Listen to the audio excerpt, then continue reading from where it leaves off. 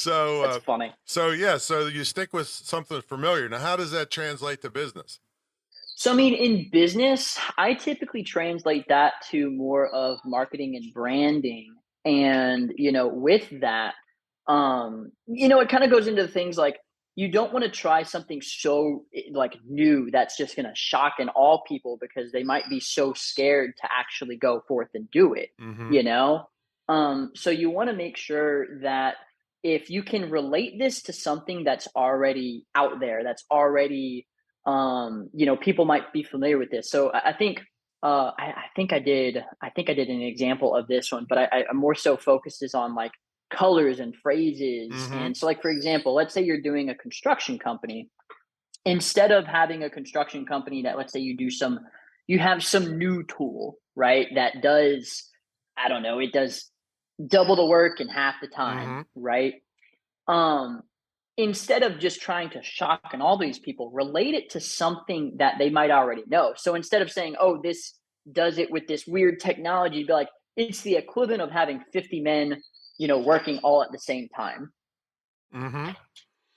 Yeah. So because of that, they can piece something together in their mind that they already are familiar with, and it's like, oh, that makes sense, versus them trying to figure something out new all on the fly while you're trying to convince them to buy, or because that Yeah. ain't gonna work. Yeah, and it doesn't even have to be something that clear because I remember, I don't know if you know how old you are, but the kind of the grandfather of internet marketing for small business, he was 30 years old, was Corey Rudel was his name, and that was my first training back in 1996 from him, and Nice. yeah, and yeah, he was making $5 million a year from his apartment.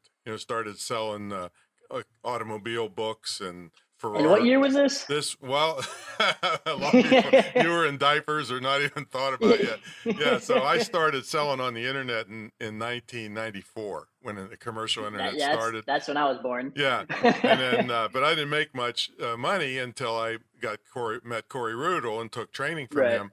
But he was telling me, make your websites blues and grays Hmm. because all the Microsoft products are blues and grays, so people aren't Exactly. shocked on your website. They kind of flow into it and they don't get put their resistance up. So that's just a very surreal kind of a psychological concept of what you're talking about, the familiar stuff.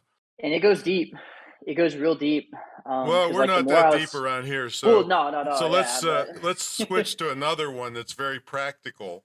That again, you see it all the time. You just never know it's happening to you. It's called the decoy effect. Tell them about that. yeah, yeah. So with the decoy effect, that was actually a really good one that I did. Um, let's see. I'm sorry, my dog's being a little. She's being a We little like whiny. dogs around here, so put him on. He's probably might be more interesting than you. Go ahead, put him Maybe. on. Oh boy, except for those dog farts, are. Oh Oh man, yeah, that's well something yeah, else. that's why we do audio only. We don't have to look at him if he takes a dump. so so let's see, the decoy effect. That was another one that I really really liked. And I think that one's probably one of my favorite ones because it kind of goes into the another aspect of the paradox of choice. But it's like, so if you have two options, right?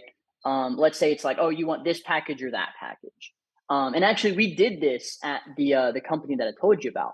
So we had three plans originally. Mm-hmm. One of them was like the starter. The middle one was kind of the one we really wanted people to buy, and then we had a top tier premier package. Mm-hmm. The top tier premier package was 100% a decoy. If we sold it, great, but it was really just there to make, the best way that I can actually explain this. You remember, I think it was Goldilocks, right? Yeah, And you right. The had three bears. you Yeah. know, exactly. This one's too cold. This Yeah. porridge is too hot, but this one's just right. And it's Mm-hmm. the exact same principle that I've seen. So it's like you have multiple choices, but some of these choices are literally there just to make the other choice appear better. Right. Um, and I've seen it used in, I mean, price tables, funnels, websites, sales techniques. I mean, your pitch it, like everything. It can apply to everything. Yeah, that's very practical thing to use, and people are probably sitting out there saying, "Oh yeah, now I remember they were selling this," and so that's called the decoy effect, folks, and it can be used in your business to push